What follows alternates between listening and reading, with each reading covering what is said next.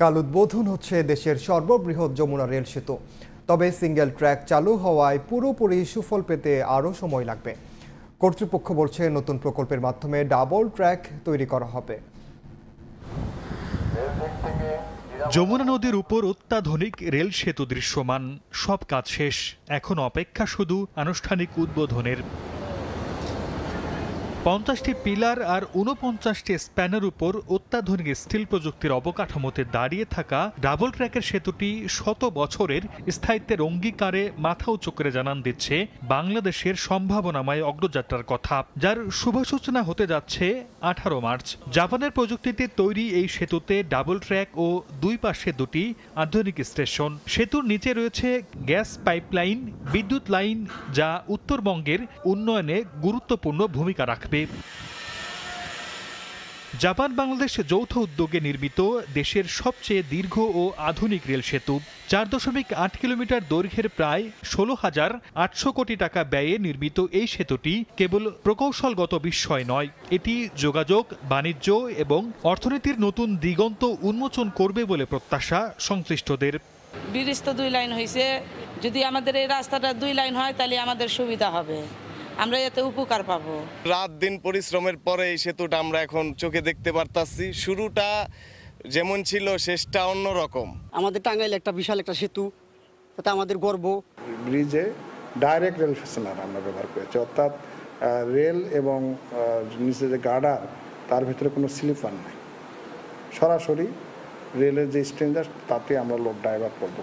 এদিকে দুই প্রান্তের সিঙ্গেল ট্র্যাকের কারণে যমুনা রেল সেতুর পুরোপুরি সুবিধা পেতে দেরি হওয়ার কথা স্বীকার করে সমস্যা নিরসনের কাজ চলছে বলে জানান রেলওয়ের মহাপরিচালক। দুই পারে যে ট্রেন যে আমাদেরকে প্রতিটা চেক করে যমুনা ব্রিজ পার করতে হয়, সেই জিনিসটা আর প্রয়োজন হবে না। তার মানে দুই পারে আমাদের এটা সময়ের সাশ্রয় হবে। সেতুটি নির্মাণের ফলে উত্তরবঙ্গের 23 জেলার শুধু যোগাযোগ ব্যবস্থার উন্নতি নয়, মিলবে অর্থনৈতিক সুফলও। সময় সংবাদ, টাঙ্গাইল। সময় সংবাদে আরও থাকছে, অস্বাস্থ্যকর ও নোংরা পরিবেশে সেমাই তৈরি। চট্টগ্রামের চাকতাইয়ে 2 কারখানায় অভিযান, প্রায় 1.5 লাখ টাকা জরিমানা। বাঙালির যে কোনো উৎসবে শাড়ি পাঞ্জাবির আবেদন চিরন্তন। ঈদকে ঘিরে ফ্যাশন হাউসগুলো বিভিন্ন রং, কাপড় ও ডিজাইনের পোশাকের পসরা সাজিয়ে বসেছেন। বিক্রেতারা বলছেন পাঞ্জাবির বাজার রমরমা হলেও এবছর ক্রেতা সমাগম কম শাড়িতে। বিস্তারিত জানাচ্ছেন জিন্না তারা যশোয়া। বাঙালি উৎসব আর শাড়ি পাঞ্জাবি, 12 মাসে 13 পার্বণ, নানান উৎসবের নানান রং, তবে শাড়ি পাঞ্জাবির আবেদন চিরন্তন। শাড়ি একটা ঐতিহ্য, আর ঐতিহ্যকে ধারণ করাই তো বাঙালির আসলে একটা চরিত্রের বৈশিষ্ট্য। তো আসলে শাড়ি ছাড়া ঈদ হয় না। তাতে শাড়ি হাতে নিব, একটা জামদানি নিব। ঢাকায় মসলিন, জামদানি, টাঙ্গাইলের সুতি শাড়ির পাশাপাশি জর্জেট, কাঞ্জিভারম, কাতান। আবহাওয়াকে প্রাধান্য দিয়ে রঙে ও ডিজাইনে এসেছে নতুনত্ব। তবে বিক্রেতারা জানালেন শাড়ির বাজারে ক্রেতা খরার কথা। শাড়ির ব্যবসা খারাপ যাইতেছে, কাস্টমার নাই, মার্কেটে একদম ফাঁকা। গত বছর 3 ভাগের 1 ভাগ। আমরা যে আশা করে ঈদের দিন বা রমজানে বসছি, এই তুলনায় কোনো কাস্টমারই হচ্ছে। অন্যদিকে প্রতি বছরের মতো এবারও রমরমা পাঞ্জাবির বাজার। হাফ সিল্ক, কটন, সুতি ফেব্রিক্সে এক রঙের হালকা কাজের পাঞ্জাবিতে বেশি ঝুঁকছেন ক্রেতা। খুশি বিক্রেতাও। স্পেশালি ঈদটাকে উপলক্ষ রেখে পাঞ্জাবিটা পরতে আমরা স্বাচ্ছন্দ্য বোধ করি। পাঞ্জাবিটা দেখা গেছে যে 4 পর্যন্তই মানুষ কেনে আর কি। দিন গড়ানোর সঙ্গে সঙ্গে ক্রেতার সমাগম আরও বাড়ার প্রত্যাশা ব্যবসায়ীদের। জিন্না তারা যশোয়া, সময় সংবাদ, ঢাকা। অস্বাস্থ্যকর ও নোংরা পরিবেশে তৈরি হচ্ছে সেমাই, আছে মশা মাছির উপদ্রব। যেখানে সেমাই তৈরি সেখানেই শ্রমিকের বসবাস। চট্টগ্রামের চাকতাইয়ে 2টি কারখানাকে অর্থদণ্ড দিয়েছে ভোক্তা অধিকার ও এনএসআই। সেমাই তৈরি হচ্ছে বহুতল ভবনের নিচে কিংবা ছাদে, তবে জনপ্রিয় এই খাদ্যপণ্য তৈরি হচ্ছে নোংরা ও অস্বাস্থ্যকর পরিবেশে। যে কক্ষে তৈরি হচ্ছে সেমাই, সেই একই কক্ষে শ্রমিকদের বসবাস, আছে মশামাছির উৎপাত। জাতীয় নিরাপত্তা গোয়েন্দা সংস্থাকে সঙ্গে নিয়ে অভিযান চালায় জাতীয় ভোক্তা অধিকার সংরক্ষণ অধিদপ্তর। অনিয়মের অভিযোগে রফিক ফুড প্রোডাক্ট ও মেসাস এমরান ফুড প্রোডাক্ট নামে 2টি কারখানাকে 1,40,000 টাকা জরিমানা করা হয়। আমরা গতবারও তাদের তাদেরকে সতর্ক করেছিলাম, কিন্তু তারা এটা মেনটেন করেনি। তারা বলেছিল যে মেনটেন করবে, আসলে করেনি। এখানে আয়রনযুক্ত পানি দিচ্ছে, চারদিকে প্রচুর পরিমাণ ধুলাবালি পড়ে আছে। তারা একটা যুক্তি দিচ্ছে যে এটা হচ্ছে হয়তো ময়দা পড়ে আছে, কিন্তু পরবর্তীতে আবার স্বীকার করেছে যে না, ময়দার সাথে প্রচুর পরিমাণ ধুলাবালি রয়েছে। ঈদের সেমাইয়ের সারা দেশে ব্যাপক চাহিদা থাকে, তাই রাত দিন চলে সেমাই তৈরি এখানে। আমরা ত্রুটিগুলো মেনে নিছি, কারণ আমাদের কিছুটা ত্রুটি আছে, নাই বলতে পারবো না। যেহেতু ত্রুটি আছে বলে জরিমানাটা আমরা খাইছি, নাহলে খাইতাম না। প্রতি বছর চট্টগ্রাম নগরীর চাকতা এলাকায় 15 থেকে 20টি কারখানায় সেমাই তৈরি হয়। শফিকুল আলম, সময় সংবাদ, চট্টগ্রাম। নরসিংদীতে জব্দ করা মাদক আদালতের মালখানায় জমা না দিয়ে গোপনে অন্যত্র সরিয়ে ফেলার অভিযোগ উঠেছে জেলা গোয়েন্দা পুলিশের পরিদর্শক সহ দুজনের বিরুদ্ধে। ঘটনা ধামাচাপা দিতে অভিযোগও উঠেছে ঘুষ দেয়ার। এ নিয়ে তদন্ত নেমেছে প্রশাসন। আশিকুর রহমান পিয়ালের পাঠানো তথ্য ও ছবি নিয়ে রিপোর্ট।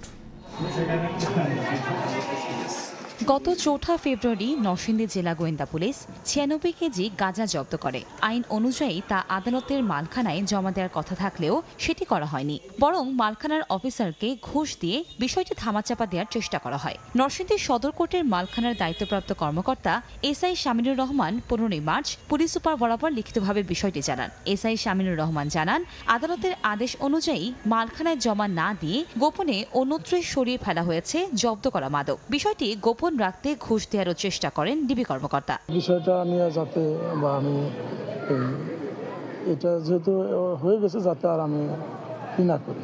3টা খাম ছিল, খামের ভিতরে কি আছে এটা তো আমরা করি। ঘটনাটি প্রকাশ পাওয়ার পর সামাজিক মাধ্যমে সমালোচনা শুরু হয়। অভিযুক্ত ডিবি কর্মকর্তার কাছেও মেলেনি যৌক্তিক উত্তর। পুরো বিষয়টি বানোয়াট দাবি করেন তিনি। এটা সম্পূর্ণ ভিত্তিহীন এবং মিথ্যা। কোর্ট ম্যাজিস্ট্রেটের উপস্থিতিতে মালামাল ধ্বংস করছে, আলামত ধ্বংস করছে। সেই ক্ষেত্রে ওই সাব ইন্সপেক্টরের সাথে তো আমার কোনো বিষয়ে কথা বলার কোনো সুযোগই নেই, দরকারও নাই। এই ঘটনার পর ইতিমধ্যে অভিযুক্ত ডিবি কর্মকর্তা সহ 2 পুলিশ কর্মকর্তাকে দায়িত্ব থেকে সরিয়ে দেওয়া হয়েছে। এ বিষয়ে কমিটি করে তদন্তের জন্য 3 দিনের সময় বেঁধে দিয়েছেন পুলিশ সুপার।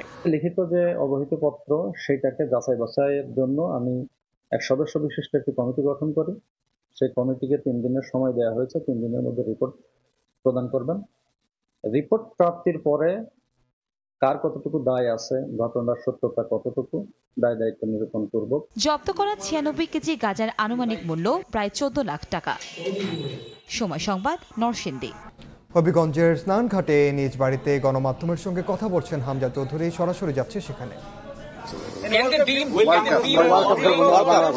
ইনশাল্লাহ ইনশাল্লাহ ইনশাল্লাহ আস্তে আস্তে করে এক step at a time. Everything's possible with Allah's will. Help everything. Sylheti teammate আছে, তাদের সাথে কি সিলেটি ভাষায় কথা বলবেন নাকি হচ্ছে না? ইনশাআল্লাহ সিলেটি। আমার শব্দ ভাষা বেশি ভালো না। I know you love to play the piano. I know you love to play the piano. Do you have any song that in Bangla that you prefer? Bangla কোনো গান পছন্দ? না না, আসলে বহুত দিনে আমি বাংলা গান শুনছি না। আমার শোনার বাংলা আমি খালি। আমার একটা প্রশ্ন, এই সাবকন্টিনেন্টের প্লেয়ার সোহেল ছেলের খেলা কি আপনার কখনো দেখা হয়েছে? এবং ভারত দলটা সম্পর্কে আপনার মূল্যায়ন, বিশেষ করে সোহেল ছেলে ইন্ডিয়ার যে এক্স ক্যাপ্টেন ছিল, অবসরে গেল, সেখান থেকে সে ব্যাক করলো। আপনি বাংলাদেশ দলে ফিরছেন, সেখান থেকে তাকে ব্যাক করানো হলো। সে one of the best player এই সাবকন্টিনেন্টে। তার খেলা কি কখনো আপনি দেখেছেন? বা না, আসলে আমি বেশি দেখছি না। আমি শুনছি আর ভেরি গুড রেপুটেশন আছে সাউথ এশিয়ান কন্টিনেন্টের মাঝে। বাট লাইক আমি আগে যা কইছি, আমরা আর খেউরে কথা থিঙ্ক করতেছি না, খালি আমরা টিমের সঙ্গে। একটু শেষ করেন। Yes, of course. শেষ করেন। From the age of 4 till 16. ওনার বাবার একটা Playing football. Do you know playing cricket actually here? We used to play with my Muratasa. We used to play a lot of cricket here. So. আপনি বাংলাদেশের হয়ে খেলবেন, সেই বীজটা আপনার বাবা করে দিয়েছে। আপনার বাবার মাধ্যমে, বাবা মায়ের মাধ্যমে তো আপনি বাংলাদেশে খেলছেন। আপনার সন্তানদের নিয়ে আপনার পরিকল্পনা কি? তারা কি কখনো বাংলাদেশের হয়ে খেলার স্বপ্ন দেখে? তোমার বাচ্চা, তুমি যখন বাংলাদেশে খেলবে, তোমার বাচ্চা খেলবো নি? ইনশাল্লাহ। আর ফার্স্ট টাইম যা আইছে আর উনকা অলরেডি ভালো লাগতেছে। সো দেখাইবে না পরে।